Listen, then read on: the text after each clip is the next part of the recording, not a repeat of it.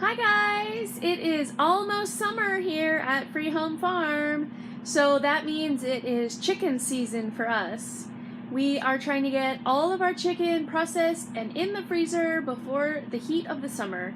We also like to take a little vacation in July, so the fewer chickens we have running around on the pasture, the better while we're gone. So we have been working really hard all through the month of June to get all of our broiler chickens processed and in the freezer, and we still have quite a few laying hens, but it's the broiler chickens we're trying to get finished up in the freezer before we leave for vacation. So I made a video yesterday of how we go through the process of packing up the chicken once it's already been killed and chilled, and it kind of got into a pretty long video. So I decided to take a section of that and make a separate video, which I'm going to show now, which is how I cut a whole chicken up into the parts. Because it gets kind of boring if you have just a whole chicken all the time. It's kind of nice to be able to throw a breast on the grill or bake some legs, or just the different parts are more versatile.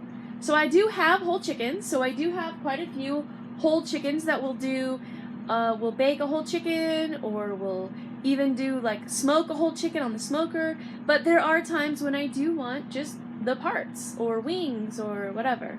So let me show you how I do that. Anytime we are processing a large amount of chickens, we'll have some that get damaged in the process. Like this one, for example, has a broken wing, and this probably happened after the chicken was already dead, but probably in the plucker, because the plucker spins them around, and if the wing tip gets caught, it can dislocate the wing.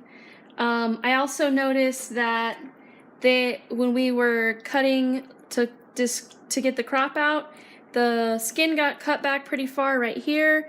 So this just isn't, as a whole, isn't going to make a great presentation baked or grilled. So we are going to cut it up into pieces, and I'll show you how I do that.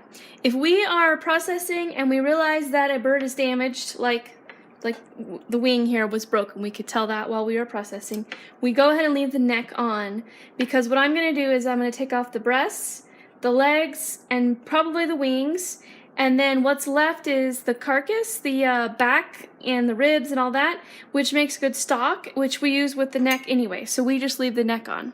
So the first thing I'm going to do is take off one of the legs. So I start by spreading the legs, and you can see there's a gap here right between the muscle.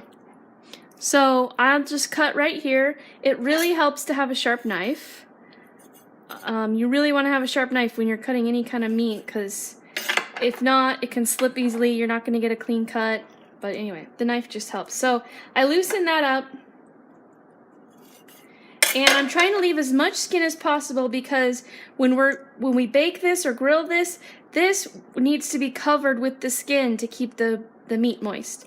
So I cut that gap. Now I'm going to dislocate the bone. You can tell that there is the thigh bone right here, and it attaches to like the pelvis or whatever's in here for the chicken. So I'm going to first dislocate that so the leg bone actually pops out of the socket, and now I can use my knife to cut right along this line, and it'll be a nice clean cut, and it'll go right between the joint of that bone.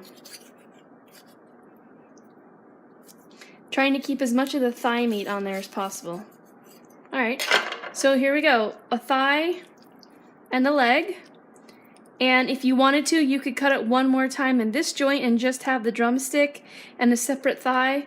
For my family, my kids will eat a thigh and a leg in one sitting, so I'll keep this connected. And then once I've cut it off, I will rinse it and then put it in with the rest of them.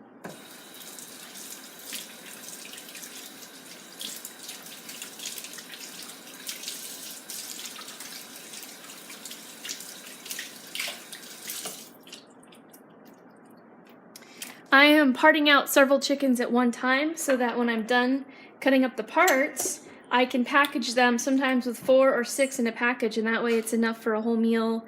Or if I have specific, like wings, I do in a huge package, because when we have wings, it's usually a party. so we're feeding lots of people.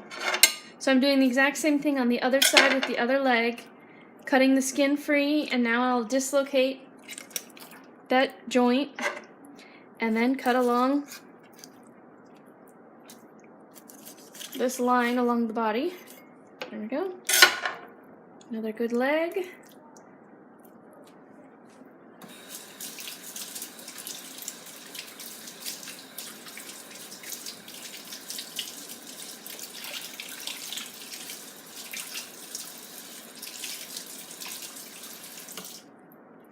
Okay, now I'm going to take the breast part off. Now I can get the skin out of the way.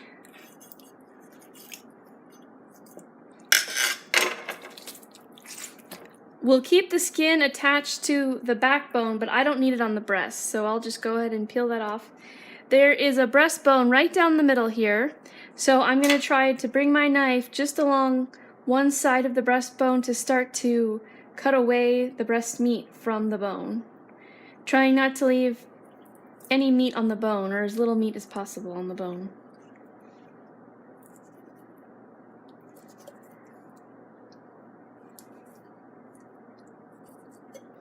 Just sliding right along the side there.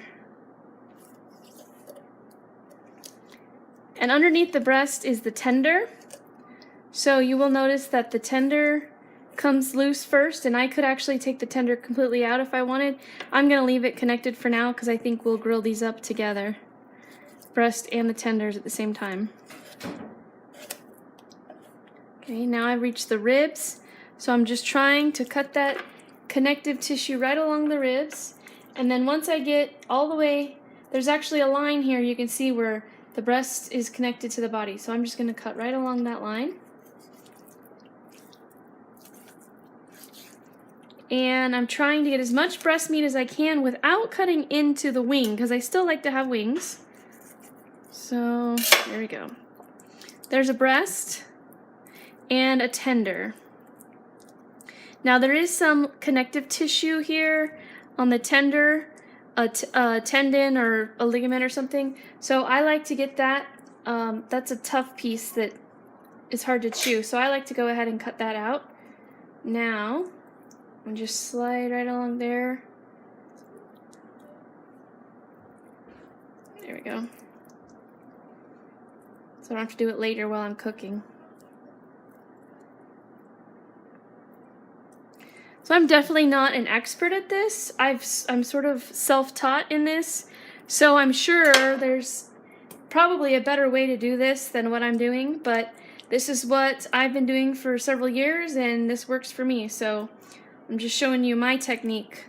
There may be something I'm doing wrong here, so I'm sure I'll get comments below telling me a better way to do this.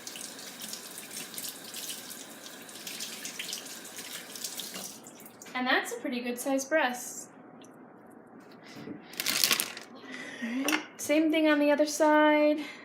Just gonna start right along the bone.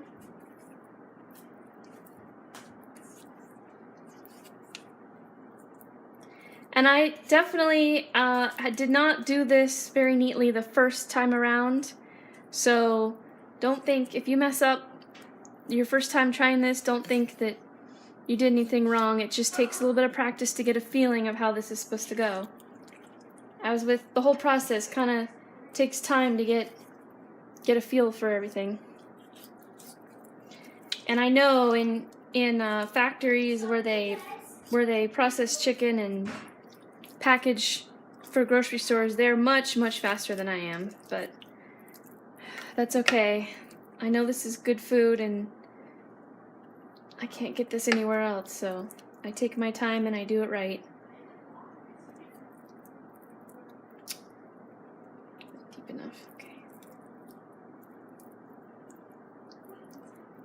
Alright.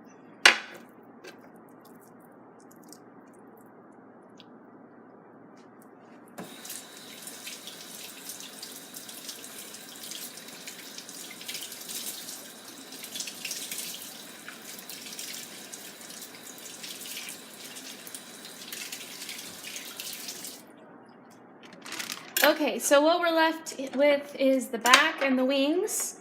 Now this wing is broken, so maybe I can just leave this. This isn't really, well, I'll take the bottom part of it, I guess. This wouldn't really make a great chicken wing to eat just like it is, so I don't know. I guess I'll save this part, but I will leave the rest attached to this back, and it won't be wasted. It'll be used to make stock. So here's the other wing, and you can see the shoulder of the bird, and I'm just gonna cut right around that part, right around the curve of the shoulder. And again, I need to go in between the joints, so I'm going to dislocate that joint right there so that I won't be cutting through bone. I'm just going to be cutting the flesh and the skin around it and then straight through the middle of the joint. Cut the connective tissue to get it off of there. There we go. Okay, so I didn't learn this until I had been raising chicken for years, a couple years, that when you go to a wing restaurant and you have the drumette and you have the wing, it actually all comes from the chicken's wing. So this part is the drumette here. It looks like a tiny leg. I always thought they were just little chickens with little legs, but this is one part of the wing and this is the other part of the wing, and they usually cut this wing tip off, so you never see this in a restaurant. But that's the two parts, the drumette and the wing. So everything else that's left is there's a little bit of meat clinging to the bones, but then you've got lots of meat along the spinal cord and along the back, some dark meat back here. All this is still good. You're not really gonna like grill it up or make a sandwich with it or something, but it's great for making stock. So I will save this along with the neck. I'll just leave the neck attached and save that for later, and we'll make stock out of it.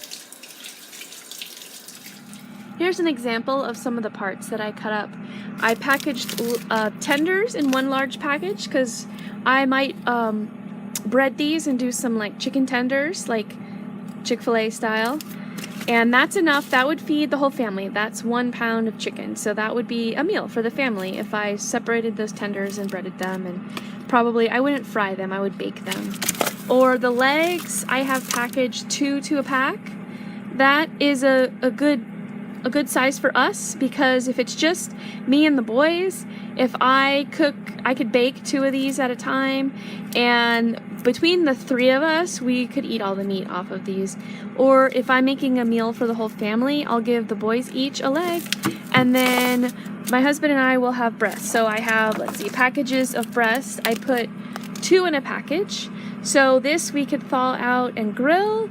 This would be like 2 servings for on the grill or baked or in any kind of recipe that calls for breast. So there's that. I've got wings here. We like to save the wings for like when we're having a party. I could bake these wings. And then the other parts is just your other extra typical parts. The feet, that comes off anyway. Let's see, what else do I have in here? Necks, I have a package of necks here for making stock, so we do that separately. The backs, we also, anytime I'm cutting off the breasts and the wings and the legs, what's left over is the backs. So I pack those up into larger packages, like 3 or 4 pounds, and that can go into the stock pot to make chicken stock. So I have a couple of those. So for us, we go through about, I would say, 1 chicken a week throughout the year. So that is roughly 52 chickens. And about half of those I will bag up whole, so you see all these whole chickens I have here, and then the other half I will cut up into parts. And that seems to work well for us. In addition to the broiler chickens, we also butcher our old hens and our roosters. So for those also make good stock too. I mostly use those in the winter, not so much in the hotter months. So I hope you enjoyed watching this video and the past videos. If you haven't seen them, go back and look. There's a series of like 10 videos, and I started from the first day when the chicks came in the mail and all the way up to packing and freezing. So I hope you enjoyed it. You can check us out on Facebook or go to our website, freehomefarm.com, and of course subscribe to our YouTube channel and keep keep watching. Thanks!